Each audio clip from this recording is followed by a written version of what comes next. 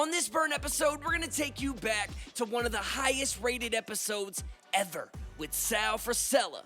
Many people know the strength of Ben and Sal's relationship, which is why we are now having our second St. Louis Summit at Phorm headquarters on April 12th. So in advance and anticipation of this upcoming event, enjoy this incredible episode with Ben Newman and Sal Frisella.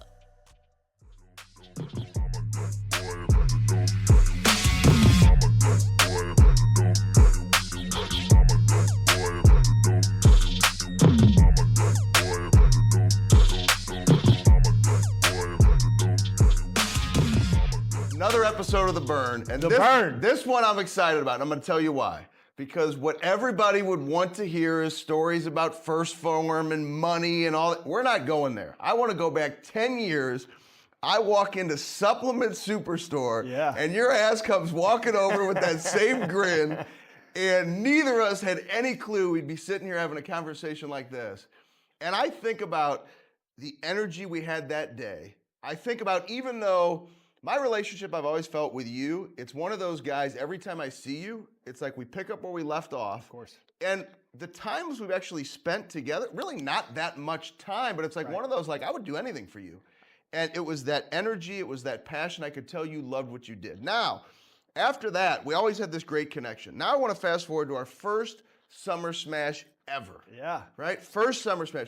You and I are doing that damn mud run. Neither of us was in the shape that we're in right now. We're literally pulling each other up. Yeah. We got we had a team, if you remember, it was Raquel, and we're recruiting people. Couple of my customers. How are we gonna finish this thing? Yeah. People are getting their fingers, tips of their Yeah. fingers cut off, and we're just like, but we gotta go. That's right. And I'm literally in this water like, what in the world? And I know you were thinking the same thing. Dude. So I think of those types of moments, and I think of your career decisions. I think of how much you love your family, because I pay attention to your Instagram stories. And, you know, Sal's a big old dude. Sal's a former professional baseball player, Cardinals minor leagues, all that stuff. Yeah. But when we strip all that away, what I think is most important, why we have this show, it's the burn. It's like, so what caused you to be sitting here today after 10 years? Because I know this has been painful. I know leaving a job like J&J, where you were one of the top guys in the entire country, right? Fighting through it, now doing Ironmans. All I want to know, because I've never asked you, what is that burn for you? What causes you to fight the way that you fight? Man. Well, I think it's transitional, right? But I mean, today, and I think, you know, as you get older, you start really figuring out why you're here. And, you know, when I made that, I mean, the reason we have the relationship we have is the mud run's actually a great analogy, because, you know, we'd help each other no matter what, right? Through thick and thin, through bullshit or not. But I mean, for me personally, like, what gives me that fire, like, you know, I realize that, you know, 10 years you talk about, 10 years happens like that. It's fast. It's super fast. And, you know, you're going to have a story that's told about you through life. You're going to have your life. But some of our stories are better or more fulfilled than others.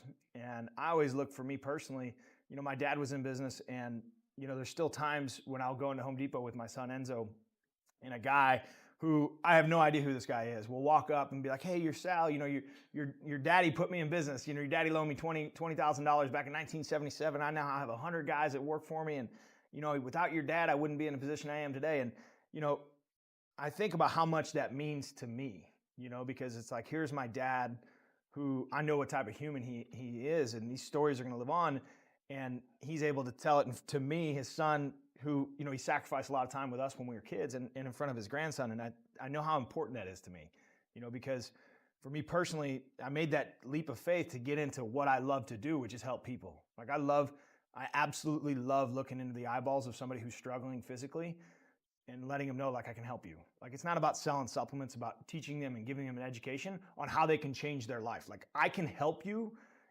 be a better dad, be a better mother, be a better brother, a leader, a father, whatever it needs to be.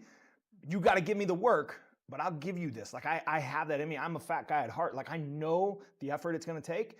I know the journey you're going to go through. So, like, when I look them in the eyeballs, like, I can speak to them. And I know that struggle is real, because I've struggled with it as well. And so when you look at what I used to do, is I was good at sales, but I loved the sales aspect. I didn't love what I did every day. And so I think about the bigger picture, and fast forward 10 years, you know, I try to make my life so that when I die, that same interaction can happen with my kids and my grandkids. You know, that the people that I've positively impacted their life, maybe I've helped them lose 20, 30, 40, 50 pounds, but greater than that, I've given them their life back because I've taught them how to gain control of their physical self, and they can go out and be happy with their life and be fulfilled with their life. And you watch these people transition and change, and that's what makes me tick. That's what makes me burn. And then you start to see the compounding effects on that in their life. And I always tell people all the time, like, you know, legacy is like the cool, actually, you've been speaking about legacy for a long ass time. And it's funny because I talk about legacy as well. Now you're seeing everybody on the internet start talking about legacy, but there's a fake way to talk about legacy, and there's what comes from the soul. You know, I believe when I die, like, if the line to see me at my funeral is not from here to China, I didn't do it well enough, you know? Because we're gifted with the ability of social media and the internet and, you know, things like this to go out and show thousands of people to try to help them change and transform their lives. But when I die, my kids will be there, hopefully. And I want that line to be really long, and I want those stories to be really fucking big. And so it's kind of an ego thing, from that standpoint. But I think if that line's really long, that means that I found my calling to do what I do best, which is help people change their life. That's my burn. So one thing, because I think will help people, because this hits deep. You're on the verge of tears over there. Yeah, you know you're yeah. going to make me Yeah, cry. yeah, And we're I feel two it. of those guys. We can admit it. I'm We cool can with admit it. it. I'm cool with it. I know when you're going through an Ironman, Yep. or I should say, I've done marathons, half marathons, Yeah. quarter Same Ironmans. thing. Yeah. That the burn, how do you tap into it? Because I think we can talk about it. People can get fired up about it, like what lights them up inside. But for Right. you, if you could leave us with, how do you tap that burn when you wake up and you're like, man, I want no part of this? Because I think people think just because we lead, we coach, we do these things, we wake up every day and let's go get it. It's just not that way. No. So how do you tap it? Not only is it not that way, sometimes because you live that progressive mentality like that, sometimes it's harder. At least that, you know, maybe that's the poor me attitude that comes out of you. But you tap into it because you realize, like, you have a gift every single day. Every single day.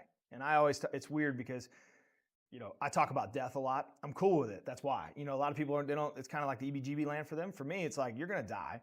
Or, you know, we support an organization in Haiti, and I look about the gift that we have every single day. Clean water.